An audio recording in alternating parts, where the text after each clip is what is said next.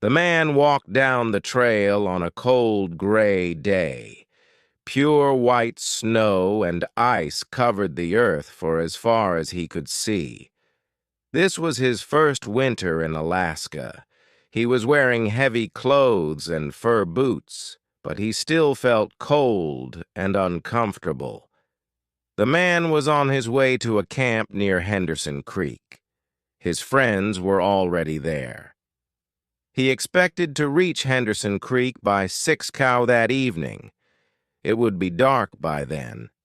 His friends would have a fire and hot food ready for him. A dog walked behind the man. It was a big gray animal, half dog and half wolf. The dog did not like the extreme cold. It knew the weather was too cold to travel. The man continued to walk down the trail. He came to a frozen stream called Indian Creek. He began to walk on the snow-covered ice. It was a trail that would lead him straight to Henderson Creek and his friends. As he walked, he looked carefully at the ice in front of him. Once, he stopped suddenly and then walked around a part of the frozen stream. He saw that an underground spring flowed under the ice at that spot. It made the ice thin. If he stepped there, he might break through the ice into a pool of water. To get his boots wet in such cold weather might kill him. His fate would turn to ice quickly. He could freeze to death.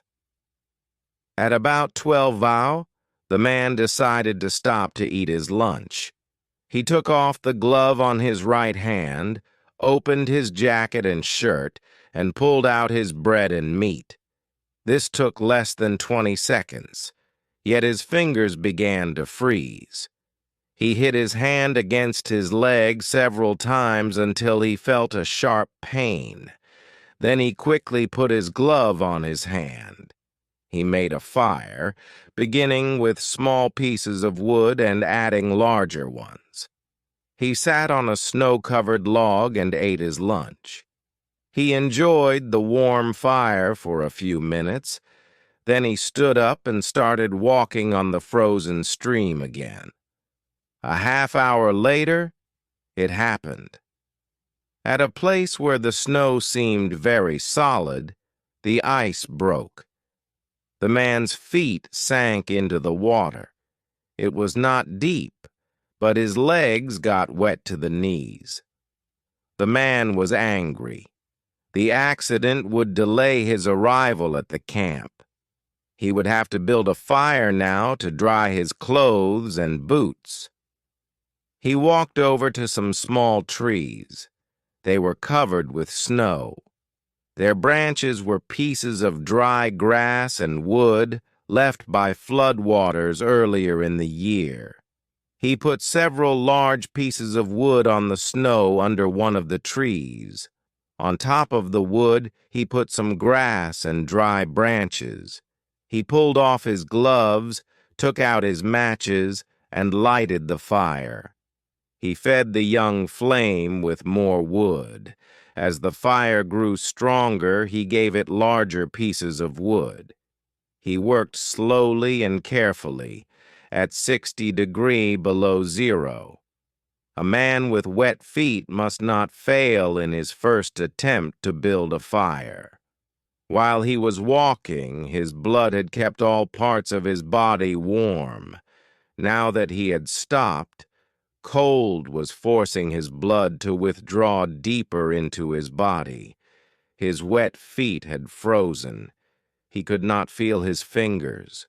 His nose was frozen too. The skin all over his body felt cold. Now, however, his fire was beginning to burn more strongly. He was safe. He sat under the tree and thought of the old men in Fairbanks. The old men had told him that no man should travel alone in the Yukon when the temperature is 60 degrees below zero. Yet here he was. He had had an accident, he was alone, and he had saved himself. He had built a fire. Those old men were weak, he thought. A real man could travel alone. If a man stayed calm, he would be all right. The man's boots were covered with ice. The strings on his boots were as hard as steel. He would have to cut them with his knife. He leaned back against the tree to take out his knife. Suddenly, without warning, a heavy mass of snow dropped down.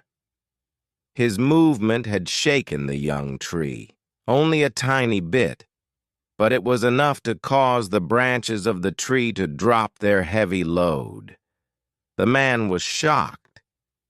He sat and looked at the place where the fire had been. The old man had been right, he thought.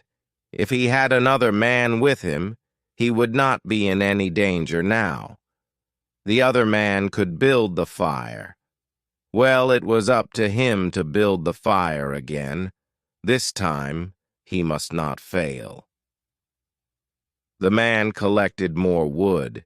He reached into his pocket for the matches, but his fingers were frozen. He could not hold them. He began to hit his hands with all his force against his legs. After a while, feeling came back to his fingers. The man reached again into his pocket for the matches, but the tremendous cold quickly drove the life out of his fingers. All the matches fell onto the snow. He tried to pick one up, but failed. The man pulled on his glove and again beat his hand against his leg. Then he took the gloves off both hands and picked up all the matches. He gathered them together, holding them with both hands. He scratched the matches along his leg. They immediately caught fire. He held the blazing matches to a piece of wood. After a while, he became aware that he could smell his hands burning. Then he began to feel the pain. He opened his hands, and the blazing matches fell onto the snow. The flame went out in a puff of gray smoke. The man looked up. The dog was still watching him. The man got an idea. He would kill the dog and bury his hands inside its warm body. When the feeling came back to his fingers, he could build another fire. He called to the dog. The dog heard danger in the man's voice. It backed away. The man called again. This time the dog came closer.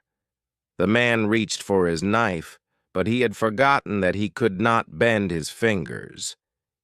He could not kill the dog because he could not hold his knife. The fear of death came over the man. He jumped up and began to run. The running began to make him feel better. Maybe running would make his feet warm. If he ran far enough, he would reach his friends at Henderson Creek. They would take care of him. It felt strange to run and not feel his feet when they hit the ground. He fell several times and decided to rest a while. As he lay in the snow, he noticed that he was not shaking. He could not feel his nose, fingers, or feet, yet he was feeling quite warm and comfortable. He realized he was going to die. Well, he decided he might as well take it like a man. There were worse ways to die. The man closed his eyes and floated into the most comfortable sleep he had ever known. The dog sat facing him, waiting. Finally, the dog moved closer to the man and caught the smell of death. The animal threw back its head and let out a long, soft cry to the cold stars in the black sky. Then it turned and ran toward Henderson Creek, where it knew there was food and a fire.